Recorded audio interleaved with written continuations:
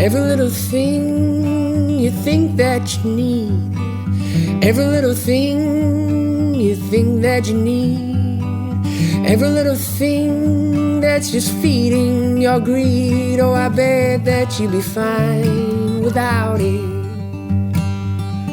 Yes, hello everybody. Welcome to the Minimalist Podcast, where we discuss what it means to live a meaningful life with less. My name is Joshua Fields Milburn, and joining me here at Earthing Studios in beautiful West Hollywood, California, is my good friend TK Coleman. Coming up on this free public minimal episode, a caller has a question about letting go after he found out that his deceased wife was having an affair before she died.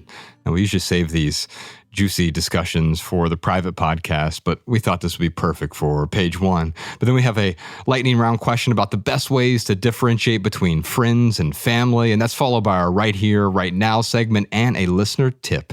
You can check out the Maximal edition of episode 493. That's the full 2-hour episode where we answer 3 times as many questions on Patreon. The link is in the description. When you subscribe, you can listen to our private podcast episodes on Apple Podcasts, Spotify, or your favorite podcast app. Plus, you'll gain access to all of our podcast archives, all the way back to the very first episode. That's a full decade of archives. By the way, big thanks to our patrons. Your support keeps our podcast 100% advertisement free, because sing along at home, y'all. Advertisements suck. Let's start with our callers. If you have a question or comment for our show, we'd love to hear from you. Our phone number is 406-219-7839, or you can email a voice recording to podcast@theminimalists.com. Our first question today is from Lockie. Hello, Minimalists. This is Lockie from Bangalore in Australia. I'm a Patreon subscriber and have been following your work for around 10 years. My situation is a complicated one. My wife of 22 years died on the 1st of April this year after years of fighting brain cancer. In her final weeks, she suffered from significant cognitive decline. And as a result of this, I took over correspondence on her phone, emails, and social media. It was through this that I discovered she had been unfaithful some years ago and had an affair which lasted at least 2 years. Through messages between my wife and this other man, I have learnt that I may quite possibly not be the biological father of our 8-year-old daughter. My daughter has lost a dear friend, a mother, and her counsellor to cancer within 18 months. My concern for her is deep, and if it turns out that I am not her biological father, how all this loss will play out in her life. I know I can't control the end result for my daughter, but how do I hold this all lightly, let it go, and support her? If finding out she is not mine doesn't change the fact that I am and will always be her dad, do I even consider doing a DNA test? Thank you for the wisdom you all share. I have found hearing and reading your words a source of great peace over the years, and it has helped me greatly through the challenges in my life. Thank you. Oh, Lucky, I can only imagine going through all of this. I'm sure it was really difficult for you and confusing, and now it's even more confusing. And of course, for your 8-year-old daughter, how confusing all of this would be. And she doesn't even know all of these other details that you know. And so sometimes the story that we don't know, when we learn more information, it just confuses things even more. And you were in a really difficult situation. And of course, stumbling across maybe old text messages or emails or interactions with someone from her past and from this affair. And I don't think we want to excuse what was going on there, but maybe we can better understand it. TK, if Lockie was one of your clutter counseling clients, what questions would you start with for him? Man, I just first began with affirming and encouraging the grief. You know, a situation like this doesn't make grieving any easier. For someone on the outside, you may be inclined to think, oh, well, maybe this would be something that could be grounds for ending the relationship if she were alive. So maybe that could contribute to letting her go being a little bit easier. But it's often the opposite, because you tend to wish you could have had the conversations. It might have been easier to process or cope with if you could have just gotten an explanation or heard her story or just been able to express how you feel about it. And now he doesn't get that. And so I'm sorry, man, because there's a double loss. There's the loss of someone that you loved and poured your life into. And what she did and your discovery of it doesn't change the fact that you really loved her. And there's also the loss of an opportunity to be able to address that grievance that was never revealed to you. And so thank you for being vulnerable and sharing this with us. And again, I'm really sorry. And I would highly encourage you to honor the grieving process for as long as you need to honor it. The first thing I would say is you need someone to talk to consistently about this. I think this is the sort of thing that it's good to have friends to be able to talk with, but our relationship has other expectations and demands that go beyond talking about our problems. And so that can skew how discussing our challenges are perceived. I think you need someone who is dedicated to hearing you out and helping you process this, a therapist, a spiritual director, a mentor, someone that's willing to meet with you every week, every other week, just to give you a chance to talk about where you're at with it and be able to ask you some questions about it and so on. One question I'd ask myself when it comes to, looking into the situation and investigating any further is what do you think you have an easier time letting go of? Do you think you have an easier time letting go of the questions or letting go of the knowledge that the questions will bring you? Sometimes we have curiosities and we say, I gotta know. And then we find out, we say, ooh, I wish I never knew. And sometimes we say, I don't want to know. And we find ourselves not being able to sleep several years later, still hanging on. But what if? And this is one of those areas where we all have different temperaments and we got to be honest with ourselves. Do I have an easier time letting go of unanswered questions? Or do I have an easier time letting go of the answers that asking questions brings? For me, I thought about this question through the lens of my own experience. And I thought about my family. And I'm in a unique situation to, talk to Lockie about this because my daughter is not my biological daughter. And I know that, but I don't treat her any differently. And if for some reason I got a DNA test today, and I know this is the inverse here. If I got a DNA test today and I found out she was my biological daughter, what would change? And I think it's a fair question. And I had to sit down when I listened to this the first time and I had to think about what would change. Well, I don't know, maybe her last name would change. But besides that, our relationship wouldn't change at all. I would treat her the same. I wouldn't treat her any differently because of this new knowledge. And I think that's where Lockie was with this. And so my question for you is, what will change if you do indeed get that DNA test? You said, should I even consider getting a DNA test? Well, you're already considering it. That's why you're calling in and asking a question like this. And so the thing to really consider here is what's going to change if you get that information. And the decision tree from here is either yes or no. And it may mean that nothing changes. And if nothing changes, then why would you get it? But if there is something that is going to change on the other side of this, okay, now does it make sense for you to get that test? And does it change any of the past? Well, I don't think so. It changes maybe your story about the past and finding these old messages from a previous lover, from a previous affair, from your wife. It doesn't mean that she loved you any less. It just means that she was going through something at the time through which she didn't feel like she could be honest. And that's really unfortunate. And I'm not victim blaming you here. Clearly, if she stepped out on the marriage and you didn't have an agreement where that was an okay thing to do, then she did something that you wish she wouldn't have. And I bet you, if you could go back and ask her now, she'd say, oh yeah, well, I had a great experience. Maybe even I loved this other person. Because it is possible to love more than one person at once. There's no question about that. That's just how love works. But you might find out that she would have done it differently. If she had the courage to do things differently, she would have gone back and done it differently. But with the resources she had at the time, she did it this way. And now you're sitting there left sort of cleaning up the pieces. Let's play a little game of what would you do with it being understood that this is not you telling anyone else what they should do. You're in this exact situation. What would you do? Yeah, if I'm in the situation and my wife dies and then I find out that Ella isn't my biological daughter, even though I thought she was this whole time. Or you find out that she might not be and you still have the question. Yeah. Okay, that's fair. And so that's exactly where Lockie is right now. I wouldn't need to get the DNA test for me because it wouldn't change anything about the way that I treated her, the way that I take care of her, the way that we're going to plan for her future. It doesn't mean that my day to day would change. Now, if it just made sense in terms of curiosity, like I would like to know this, or if we got to a point in the future in which Ella, who's 11 right now, if she wanted to know it when she was an adult, then fine, we could have that conversation together if it was important to her.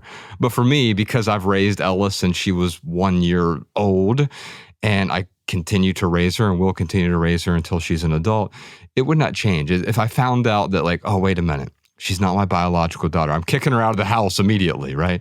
No, that's not what I'm going to do. And so for me, it wouldn't change anything. I wouldn't feel compelled to get the test. But that doesn't mean that I wouldn't feel compelled to try to unpack and excavate what is sort of going on here. What was going on in my marriage before? Why did this happen? What does it say about me? What does it say about my perception of other people? Not so that I can ruin future relationships, but so I can avoid not getting my heart broken, because if you love, you're going to get your heart broken. That's what it means to love, right? At some point, you're going to allow someone to break your heart. And you allowed someone to break your heart here, but that to me is an indication that you were there for her and you loved her in a way that gave her, you were vulnerable enough to allow your heart to be broken. Do you think you would have a moral obligation of some kind to find out for the sake of your daughter? So let's say that the other man really is her father. Would it be important for you to confirm that, so that if she does have a different biological father, she can, even if it's not until you have the conversation at age 18, she can have the knowledge of that and the option to do what she wants to do with that information? I wouldn't call it a moral obligation, but I think there would be maybe an ethical obligation for me to have that conversation with her when the time was right. And at age 8, I don't think the time would be right for me. Agreed. In this scenario. I think it would, especially all this grieving, because obviously Lockie's going through grieving. Imagine what his daughter's going through at age 8 and trying to process the death of your closest family member, the bond between a young girl and her mother. It can't be replaced, right? But I do think we get to a point where I would want her to know that there is some sort of possibility that I'm not her biological father. However, I don't think that I don't find it to be a moral quandary. If you go back and look at a lot of ancient hunter-gatherer tribes, they have no idea who the father is with a lot of the children because they're raised communally. And so it doesn't matter. It doesn't have the same significance that it has for us in our culture. Yeah, I think one of the more important to me insights of the many good things you just said is that there's no expiration date on finding this information out. And that's not an arbitrary appeal to procrastination, but it's an important thing to keep in mind when you're already in the process of dealing with some heavy things, which all by themselves are incredibly difficult to deal with. Dealing with your grief over your lost wife and helping your daughter cope with her grief over the lost mother, that deserves all the attention that you got right now. And who knows if you're going to always feel like you have what it takes to be present to that. This second question, which is for you right now, because it might be early to discuss this with her, even if that's what you decide to do. That's something that if you decided, all right, in 6 months, in 1 year, in 2 years, I'm at a point where I can talk about this with some clarity and some composure, or I can look into this and handle that. That might be better for both you and your daughter because you're dealing with a lot right now. And there's nothing about putting that off that renders you unable to come back to it again when you're in a better mental space. But I would be leery about giving myself too much to think about, talk about, and process all at once. I think that's a fair point. If I get into a really bad car accident, I end up in the emergency room and it's April 15th, I'm going to cease to worry about filing my taxes on time. I'll work out the extension after the fact because there's so much else going on right now. And for Lockie, it feels like a particular kind of emergency. Your wife of 22 years just died. but also your conception of the marriage died in a way as well. And so you're trying to put all these pieces back together the same way that if I was in the emergency room, I'm trying to heal. I'll get to those taxes eventually. I'll get to the nuts and bolts and we'll figure that out. But right now, I'm not going to be in the hospital bed sort of working on my tax forms, my 1099s and pulling the receipts out and all this other stuff. You might wonder, why is Lockie calling into this show, a show about minimalism, and asking a question like this? And I think it's the perfect question for our show, because a piece of it is about letting go. And fundamentally, that's what we talk about, living a meaningful life with less. And sometimes that's less stuff. We do talk a lot about material possessions. And of course, your material possessions are made of matter, but they don't matter the way your family matters. Ooh, Family Matters. Is that the episode title here? Or we're just going to keep using Drake songs from here on out. Next episode's Marvin's Room, 5 a.m. in Toronto. Anyway, I digress. But your family matters to you. And in a moment, during the lightning round, we'll talk a bit about logical family versus biological family. And to me, that's less relevant. I think that will become apparent throughout this episode. But your daughter is your family, regardless of what the DNA test may or may not say. And yes, maybe you'd get those results back and you'd feel some sense of relief, right? But it still doesn't change the fact that you're going to have to take care of her. You're going to have to be there when she's grieving. You're going to have to be there together. You're going to have to show her that you love her. And in order to do that, you don't require a DNA test. She matters to you in a way that our material possessions, the things that we often pretend are so important, don't matter the same way that our family does. It doesn't mean I'm against material things, obviously. I really enjoy the things that amplify my life or amplify my relationships with my friends and family and loved ones and coworkers. And yet I can look at this and I can say, wow, you're going through so much right now. It's actually helping you determine what really matters. Any last words for Lockie here?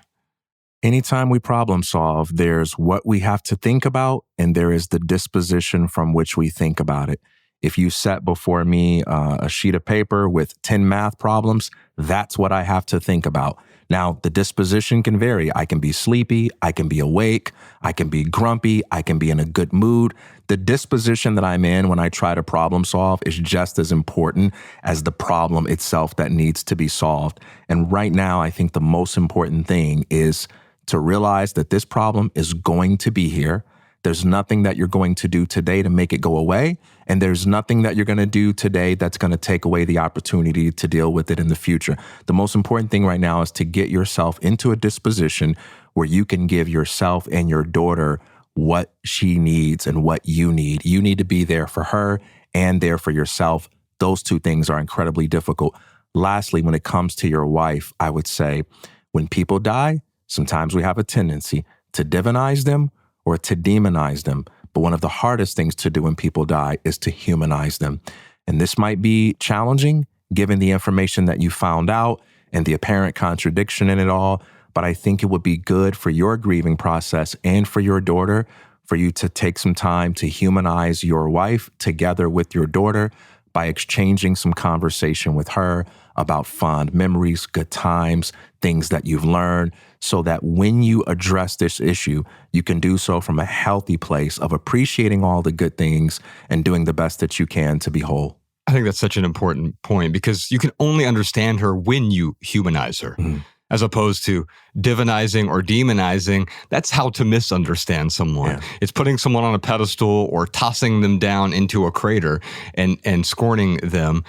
It dismisses them in a way that seeks to misunderstand them or to not understand them at all. But if you want to understand your wife and your relationship, if you want to love your deceased wife, then you'll work to understand her and see her for what she was going through, flaws and all. And Lockie, I'd love to give you a clutter counseling session with TK if you want to keep this conversation going, because it takes more than 15 or 20 minutes to really unpack some of these things. And whether it's physical clutter, family clutter, relationship clutter, spiritual clutter, career clutter, there are a bunch of different kinds of clutter that we have in our lives. And I think TK can help you out with that. So we'll reach out to you. We'll get you a clutter counseling session. And for anyone else who's interested in booking a clutter counseling session, you can go to theminimalists.com. Just click counseling at the top. You can book a session with him here in Los Angeles or remotely via Zoom. I'd also love to give you a copy of the Minimalist's first book. It's called Minimalism, Live a Meaningful Life. And it talks about the 3 different types of relationships that we have in our lives. I'm sure we'll unpack that a little bit more throughout this episode. But when we talk about what is important to us, we identify the 5 values that I identified in my own life and Ryan identified in his that are the foundational values in our life. And one of those is relationships. And we try to unpack the 3 different types of relationships in our lives so we can figure out the best way to allocate our time to the people we care about. Now, before we get back to our callers, it is time for the lightning round where we answer the Patreon community chat's question of the week. This is where we attempt to answer your question with a short, shareable, minimal maxim. You can find this episode's maxims in the show notes at theminimalists.com and every minimal maxim ever at minimalmaxims.com. We'll also deliver our weekly show notes directly to your inbox, including 7 new maxims every Monday for free if you sign up for our email newsletter at theminimalists.com. We'll never send you spam or junk or advertisements, but we will start your week off with a dose of simplicity. The question of the week this week, TK, is how do you differentiate between friends and family? Now, before we get to our pithy answers here, let's see what some of our listeners had to say. Andrea said, for me, family members are the people in my life who are in it for the long haul. When my husband and I were getting to know each other, I explained that I see relationships in 2 categories: the close right now bucket and the forever bucket. And it's up to the people in my life to choose which bucket they want to be in. So when we started dating, he bought me a small silver bucket and wrote forever on it. I still have the bucket, and 8 years later, we're still married with hopes of making it forever. Now, this is the cutest story. TK, do you find it useful to think of relationships in terms of forever and temporary, or close right now versus forever? What are your thoughts on that? I think it can be helpful because it reflects the reality of the fact that some people come in and out of our lives and they serve a good role, but they're not always there forever. This helps us temper our expectations and not be bitter at people who don't turn out to be forever friends. We want to maintain our ability to be accurate about the positive influence that someone played in our lives, even though we may not talk to them anymore. There are people that maybe I haven't talked to since I was in 5th grade, but they're part of my life story. They're very pivotal. They've been very good to me, and they are friends, even if we're not in touch today. And that not only tempers your expectation and releases you from, the resentment of people not being forever friends, but I just think it's a more realistic way. I do think, however, there's a qualification that we should place on it. And that qualification is, yes, people do get to choose which bucket they're in, but their failure to choose to be a forever friend is not necessarily a reflection of loyalty or lack thereof. It's a part of life that we evolve. Our needs change, our ways change, our compatibilities change. And so someone might be a friend at a certain stage in our lives because it just makes sense. There are things we go through together. There are ways that we might comfort each other. And if someone says, hey, I'm not a forever friend, I need to go this way, that doesn't mean like, oh, okay, yeah, you were with me till things got tough, but you weren't a ride or die friend. No, it might just mean they were the friend they needed to be. So as long as we don't put a value judgment on the temporary versus forever, we can appreciate the forever without condemning the temporary, then we set ourselves up for a more realistic outlook. I think it becomes harmful only when we're not willing to change that bucket for someone, right? And so you realize that forever can mean 2 things. It can mean in perpetuity. That's often how we use it. Or it can just mean with great depth, right? Eternal is another way. We use this word eternal or eternity to also mean forever. But eternity can also mean with great depth. There can be this eternal moment. And when you're present, you experience the eternity of this moment. And so maybe in that way, a forever friend is just someone with whom you are really present for a week or a month or a difficult season in your life. It was that kind of eternal friend. And maybe that relationship didn't last until death do us part. And by the way, every marriage ends. It ends in divorce or in death. And most of the time, it's not 2 people driving off the cliff like Thelma and Louise who are dying together. So you are going to see, most likely, the end of your marriage at some point. Or Maybe it's your husband that will see the end of the marriage. And hopefully for you, it's many years in the future, and you've gotten to a point where you have lived a long, beautiful life, and now it's time to let go of even that. And so even a forever relationship doesn't mean forever. It just means, I understand this framing here, it means long-term versus short-term, but I don't want to pathologize short-term relationships. Yeah. You had friendships in elementary school that you're grateful for, and you probably haven't talked to that person in decades, and that is okay. You don't have to drag every relationship forward from the past. That's exactly right. You know how I know you're going to be a forever friend? What's that? You don't need me. That makes you so attractive. Well, I think that's something else here. And so for me, I put people in these buckets as well. And I agree with what Andrea is saying here. They get to choose what bucket they're in, but also I get to choose because I don't want someone else just choosing the bucket. Imagine if someone on the street comes up to you and says, "I'm your forever friend." Run. That's terrifying, right? Yeah. And so, yes, of course, the people get to choose, but also you get to choose and make that decision as well. And I think what she was saying is that they choose kind of by their behavior. But also in the first book that we have, Minimalism, Live a Meaningful Life, what we talk about there is these three different types of relationships. You have primary relationships. Usually for most people, that's about 5 people. If you're Catholic, maybe it's 10 people if you have a big family. And then you have these secondary relationships. You have the people you're close to, but they're not your primary relationship. They don't live in the same house with you. They're not your best friends. Many of your family members actually fall into the secondary relationships category. And then you have the peripheral or tertiary relationships. These are the people on the periphery that you still care about, you love, you're excited to see them, but maybe you don't talk to them all the time. I have quite a few people in that tier for me. I kind of look at it as concentric circles, like you look at a bullseye. And those 5 people closest to me are the people that are the most important in my life. And beyond that, there's a larger group in the secondary tier. Maybe for some people, it's 10 to 20. If you're super extroverted like Nicodemus, maybe it's 100 people in his secondary tier. And for me, I have a lot of people in that tertiary tier, people I still care about, but I can't allocate all of my resources to them, my time, my attention, my energy, my money, because if I do, I'm forsaking the people closest to me. And that is when it becomes a problem. Back in my corporate days, I forsook those primary relationships because I was spending time with networking buddies and at corporate events and conferences and with coworkers and working 80 hours a week around all of these people who were fine people. They were tertiary or peripheral relationships. But unfortunately, I forsook the people closest to me because I only have 168 hours in a week, and I wasn't spending that time, attention, and energy on the people who were closest to me. One more thing about forever friends. A forever friend doesn't have to be a for everything friend, right? We talked before about like my MBA friends, but the reverse is also true. I have a friend, Dr. Tim McGrew, mentor of mine, philosophy professor in college. I love that man, and he'll always be a part of my life. But I have never received the slightest bit of indication from him that he cares about the NBA playoffs. That's just not a zone we're going to go into conversationally. And guess what? It's all right. He's not a for everything friend.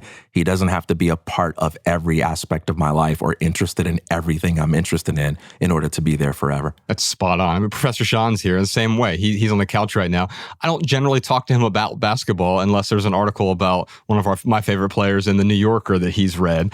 Nikola Jokic. And so now all of a sudden, we're actually bonding over the New Yorker writing, and then it actually brings him into my world a little bit. But otherwise, I'm not going to talk about basketball with Sean the same way he's not going to talk about some things that Star Wars or Star Trek. Now, if there is a valid reason to talk about it, I'm totally open to it, but I'm not going to know all the nuances, and I'm just going to slow him down if he's talking about Star Trek, stopping him every 30 seconds, having to explain all of the depths of the 1970s and 80s and beyond.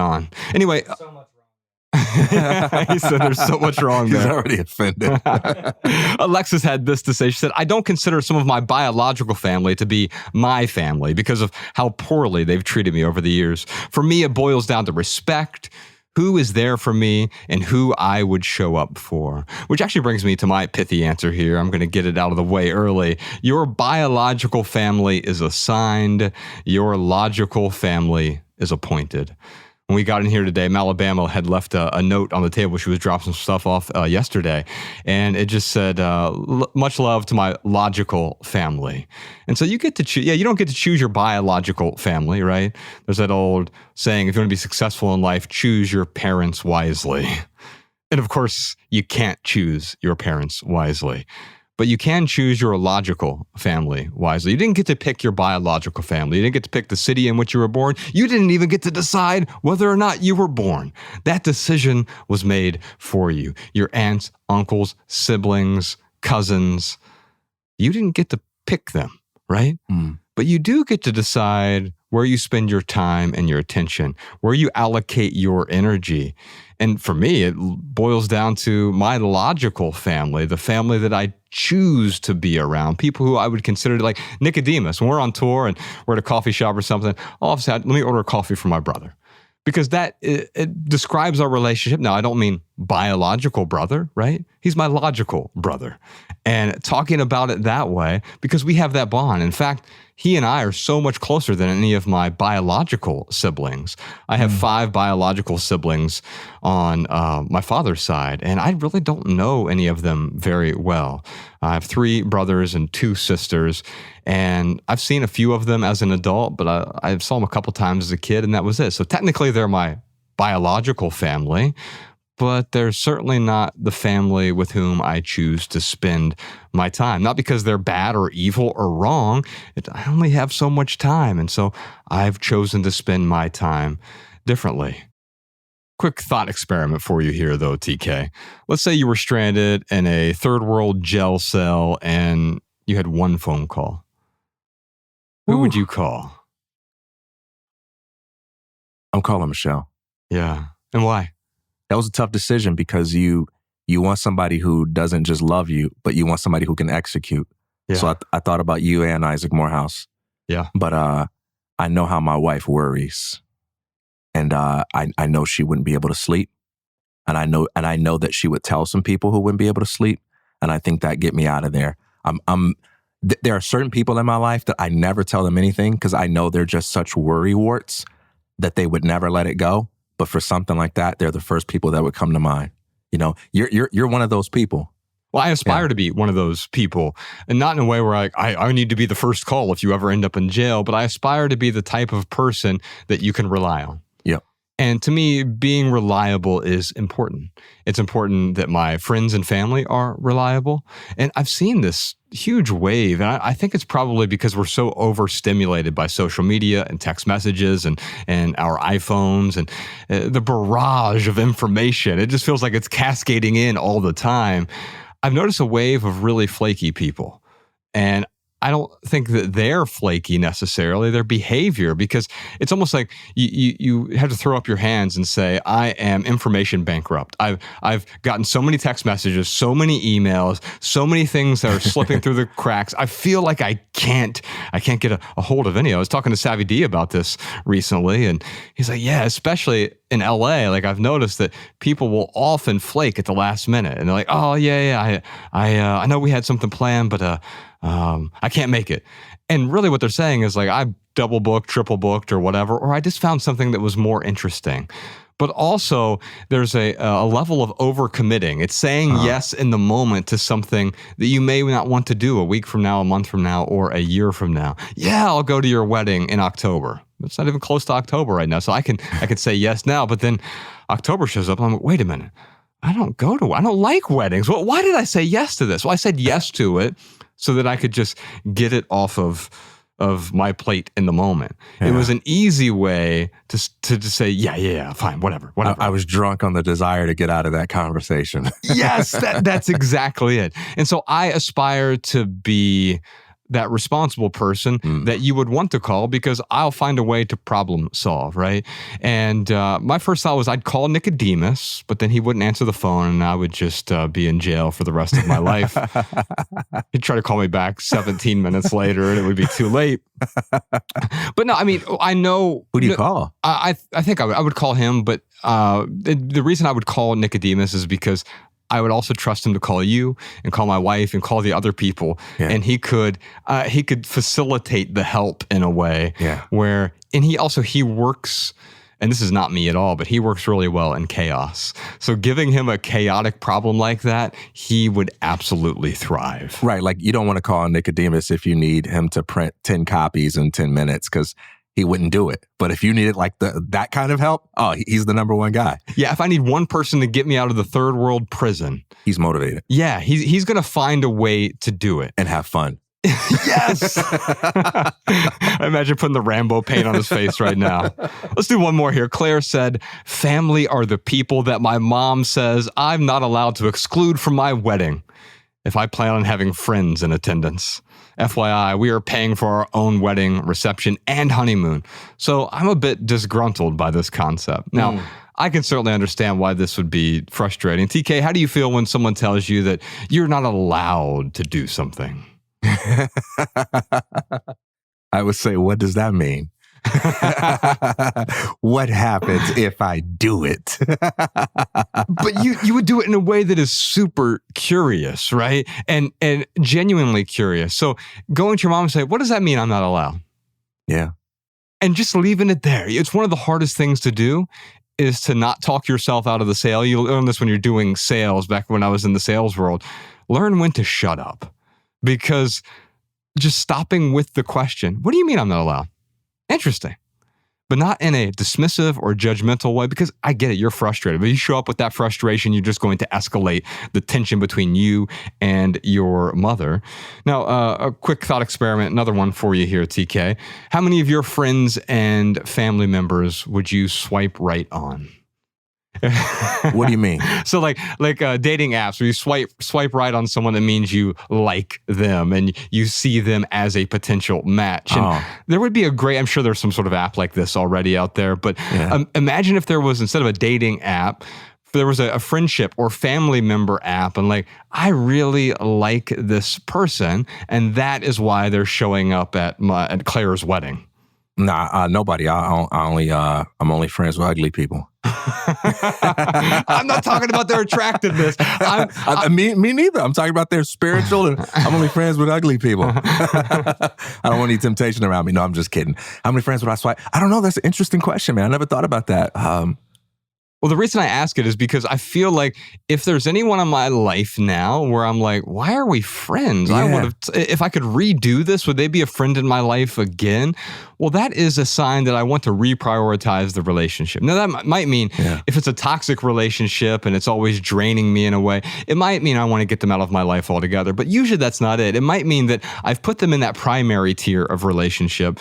And it's much better for me to make them a secondary or a peripheral friend in a way that honors them more, but also honors my sanity at the same time. So maybe you want every friend to be somebody you'd swipe right on, but just maybe for a different thing, right?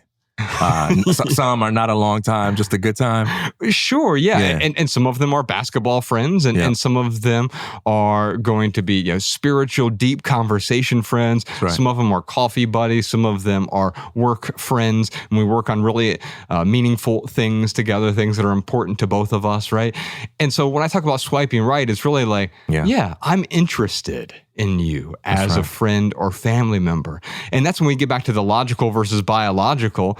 The biological, I can't decide whether or not you're my family, right? Right. But I can decide how much time and energy that I give to that relationship. And if I would swipe left on this family member, it doesn't mean I need to shun them. It doesn't mean I need to degrade them or talk badly about them. But it may mean that I don't want to spend as much time with them as I am right now. Yeah. How about you, listeners? How do you differentiate between friends and family? You can let us know your thoughts in the Patreon community chat, which, by the way, you can join for free, even if you don't subscribe to our private podcast. All right, give me something pithy, TK. How do you differentiate between friends and family? Beer buddies aren't always battle brothers. Some people are great for grabbing a beer with, but some people are best for going to battle with. For me, my friends are people I can go grab a beer with, metaphorically speaking. We have a good time. We can have good conversation, whether it's superficial or sophisticated, and we enjoy one another's company for whatever reason. But then there's a spiritual battle that you have to fight in life in order to become who you're born to be. And my family are the people that are invested in that. It's a safe space for me to go and discuss who I am, And it's also a dangerous space because they are bold enough and loving enough to not merely accept me as I am, but to challenge me to be better and do better. And then I'm going to add another dimension to this. Think about you being a celebrity and imagine that you got canceled because of an association with controversy, fair or unfair. All those people that wanted your autograph, all those people that proudly associated with you and shared pictures they have with you on social media, they immediately disappear. Who's coming to see you to say, hey, you doing okay? That's your family. That's your family. Think about all the celebrities now that everybody was proud to talk about 5 years ago, 5 months ago. Now you won't even mention their name because you would be afraid of what would happen to you just to admit that you ever liked one of their songs or one of their TV shows. Think about that person now. Most of us ain't talking about them. Most of us are running from it. Most of their people have taken those photos down. Who's the person that's reaching out to them being like, hey, you okay? You want to talk about this? That's family. And not kicking their back in at the same time. That often happens. There's this appeal for concern, right? Yeah. Oh, yeah. It feels righteous. Like, oh, I'm just as a good friend, I really want to step in here. And sometimes that is true. I want to step in and make sure that you're okay and provide some guidance if you're looking for it, helping you if you're asking for help, not forcing my help on you. I think that's an important distinction, right? Who's showing up for you? Because before that, the celebrity you're talking about, we all do this to some extent. We work really hard to impress people we've never met. Mm-hmm. Mm-hmm. And that is one of the diseases of contemporaneity. It is, I'm going to be liked by people whom I will never know, whether it's on social media, or maybe they'll like the car that I'm driving in when I pull up, or maybe they'll like my outfit and therefore they might like me, but they don't like me. They like the superficialities. And as soon as I change that, they are going to cease to like me. But the other person you're talking about is showing up regardless of what you're wearing, what you're driving, what you own, or what you've done. And they're checking to see, how are you? I see you. I love you. All right, that's almost the end of page 1. We still have an entire switchboard of colors to talk to. But first, real quick for right here, right now, here's one thing that's going on in the life of the Minimalists. Our next FAMS, our Friday afternoon Minimalist Zoom is this Friday. It's June 6th at 3 p.m. Eastern. We do this on the first Friday of every month for our Audio Plus subscribers on Patreon. If you want the details, you can head on over to theminimalists.com/Zoom to find out the details of our next Friday afternoon Minimalist Zoom. We kind of do this because we do these live events every month in Southern California, but obviously not everyone can come to a live event. They always sell out anyway, so they can't even get everyone who wants to show up into those events. But we only do that once a month, and it's only in Southern California for now.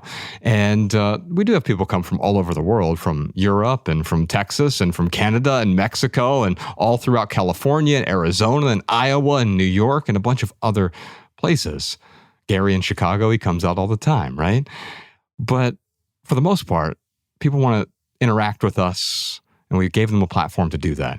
And that is called our Friday afternoon Minimalist Zoom, the first Friday of every month. Head on over to theminimalists.com/Zoom to find all the details. All right, here's a minimalist insight from one of our listeners.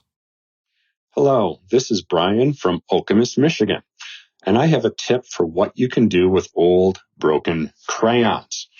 I teach art in an elementary school with just over 500 students.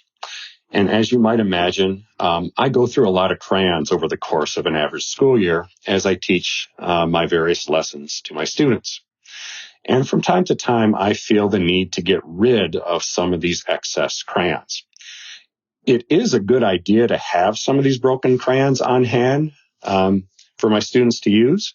It's actually good exercise for the muscles in a child's hand to draw and color with broken crayons. But I accumulate these crayons way faster than I can ever use them. So from time to time, I need to get rid of the excess.